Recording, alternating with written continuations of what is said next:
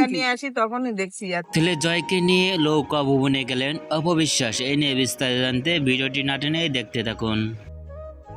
ইয়াতে অপবিশ্বাস নৌকার ভিতরে বসে থেকে কি জানি দেখছেন ফোনের ভিতরে। জয় ফোনের দিকে তাকিয়ে আছেন। ফোন দেখতেই মিষ্টি হাসিতে দেখা গেছে অপবিশ্বাসকে অসাধারণ লোক কাজ করেছেন সেখানে। মায়ের সঙ্গে নৌকা ভবনে যাওয়াতে জয়কে অনেকটাই খুশি মনে ও আনন্দতেই দেখা গেল সেখানে বসে আছে। ভিডিওটি ইতিমধ্যে সোশ্যাল মিডিয়ায় ভাইরাল হয়ে পড়ছে নেট দুনিয়ায়।